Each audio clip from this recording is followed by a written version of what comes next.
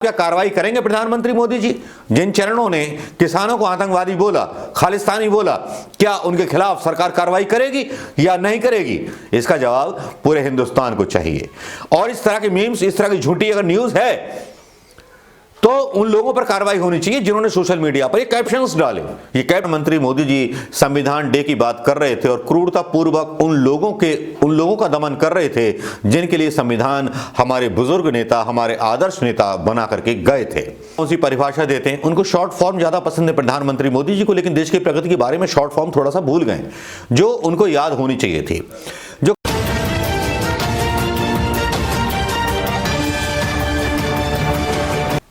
दोस्तों नमस्कार, मैं मनोज कुमार शर्मा एक बार फिर। आज किसान आंदोलन की गूंज सारे चैनलों पर चलती रही, कुछ चैनलों पर चलती रही, कुछ चैनलों पर उसके बारे में पता नहीं कौन कौन सी कहानियां जड़ी जाने लगी। किसान आंदोलन में बढ़ने वाले किसान जो थे आगे बढ़ते जा रहे थे। पंजाब और हरियाणा के किसानों को मुख्य तौर पर न्यूज का एक हेडिंग बना दिया गया था। बाकी पूरे स्टेट से आने वाले जितने किसान थे उनको कहीं लाइनों में खो दिया गया था। भले ही एक किसान नेता की गिरफ्तारी कर ली हो राजस्थान सीमा से, लेकिन उसके बारे में कहीं जिक्र नहीं था। लेकिन अब जिक्र किस चीज का होना चाहिए था? जिक्र ये होना चाहिए था कि किसान आंदोलन आ रहा है दिल्ली, तो उससे सरकार क्यों बात नहीं कर रही? सरकार क्यों उनसे नहीं पूछना चाहती कि उनकी समस्या क्या है?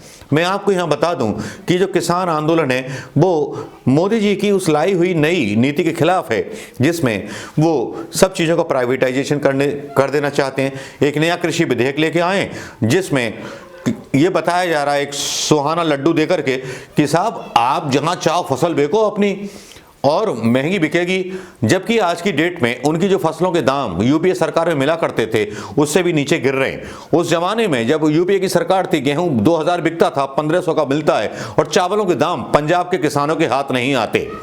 बासमती चावल के भी रेट गिर गए।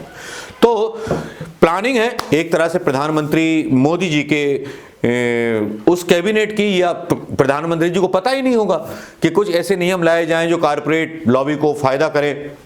कारपोरेट लॉबी सब चीजों को हैंडल करेगी, ऐसा बोलना है सोशल मीडिया पर किसान आंदोलन का समर्थन करने वालों का। चाहे ट्विटर हो, चाहे फेसबुक हो, सब जगह यही चल रहा है। और किसान नेताओं के भी इंटरव्यू आ जाते हैं। उन इंटरव्यूज की बात अगर छोड़ दें तो कुछ सवाल उठाते हैं।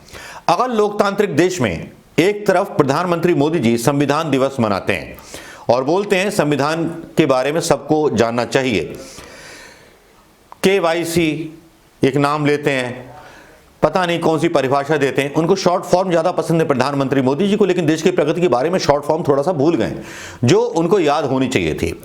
जो किसान है, अन्नदाता है, चाहे पंजाब का है, चाहे हरियाणा का है, चाहे राजस्थान का है, चाहे मध्य प्रदेश का है, या कहीं का भी है, उसकी MSP मूल्य तो निर्धारित करना होगा ना। जो नया लाया गया कानून है उसमें MSP का प्रावधान नहीं है। और भारतीय जनता पार्टी के प्रवक्ता और भारतीय जनता पार्टी के नेता झूठ बोल रहे हैं इस बारे में कि हमने देखी MSP बढ़ा दी। लेकिन कब तक बढ़ा दी? आपका विधेयक तो जनवरी से लागू हो जाएगा। उसके बाद किसान क्या करेगा? AC मंडी में बैठेगा, जब बिकेगा ना बिकेगा। किसानों का आक्रोश इसी बात को लेकर के था। किसान शुरू हुए चलना, पंजाब से करनाल में बैरिकेडिंग तोड़ दी गई, हरियाणा में रोकने की कोशिश की गई, किसानों पर जाड़े के मौसम में धार मारी गई ठंडे पानी की। तो बाकी समझ नहीं आ रहा था कि प्रधानमंत्री मोदी जी संविधान डे की बात कर रहे थे और क्रूरता पूर्वक उन लोगों का दमन कर रहे थे जिनके लिए संविधान हमारे बुजुर्ग नेता, हमारे आदर्श नेता बना करके गए थे। क्या आपको लगता है कि प्रधानमंत्री मोदी जी जब किसी के फेवर की बात करते हैं तब उस प्रक्रिया का हनन करते हैं, उसकी बेइज्जती करते हैं? लेकिन इससे भी आगे कुछ ऐसे घपले हो जाते हैं जो घपले बाकी हमारी समझ में नहीं आते, समझ के बाहर हो जाते हैं। जब किसान आंदोलन को एक आतंकवादी आंदोलन साबित करने की कोशिश चैनलों के द्वारा की जाती है और साजिश की जाती है बाकायदा सरदारों को खालिस्तान से जोड़ने की, सिख समुदाय को खालिस्तान से जोड़ने की, उस सिख समुदाय को खालिस्तान से जोड़ने की कोशिश की जाती है जो सिख समुदाय प्रगति की राह पर चल पड़ा है पंजाब में, जो अपने लिए एक न्याय चाहता है।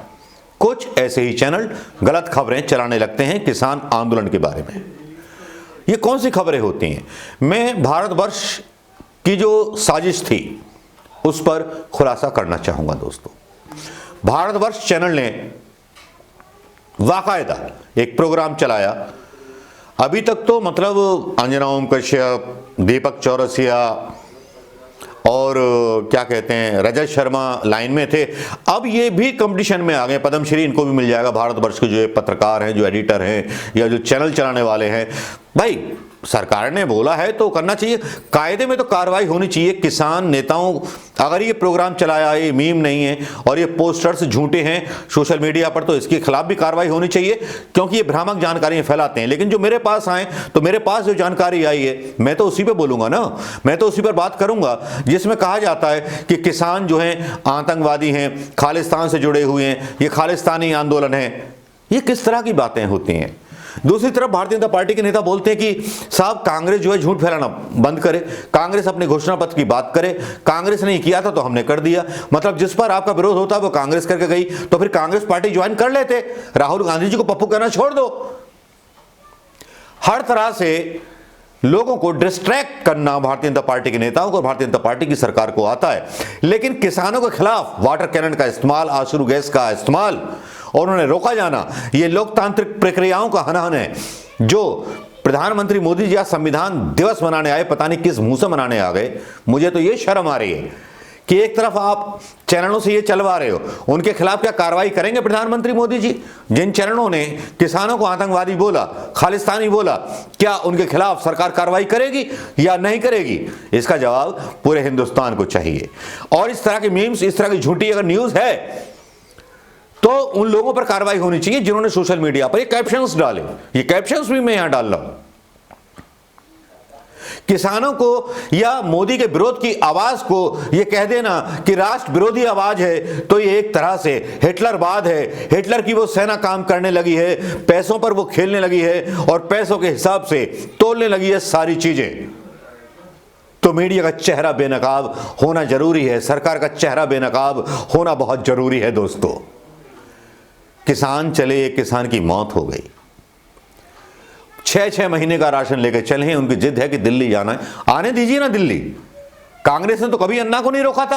आपके तो हर बॉर्डर पर ट्रिपल बैरिकेडिंग लगाए हुए हैं। इतना डर किसानों का, इतना तो अंग्रेजों को भी डर नहीं था। अंग्रेज भी कांग्रेस को प्रदर्शन की इजाजत देते थे। प्रधानमंत्री मोदी जी की रियासत ऐसी, सरकार ऐसी है कि किसानों को अपनी आवाज बोलने का हक नहीं है। तो कैसी सरकार है जो पत्रकारिता के चौथे खंबे को भी उखाड़ देती है, न्यायपालिका के चौथे खंबे पर सांप्रदायिकता का बारूद लगा करके उसको उड़ा देती है। तो ये किस तरह की सरकार है जिसको अपनी आलोचना पसंद नहीं, जिसको केवल अपना प्रवचन पसंद है, अपने मन की बात पसंद है। लेकिन जो साजिश रची गई उन मीडिया चैनल्स के द्वारा जो प्रायोजित हैं संघ के द्वारा या किसी के द्वारा, जिन्होंने किसानों को बोला खालिस्तानी, तो इस पर भी सवाल पूछना जरूरी है सरकार से।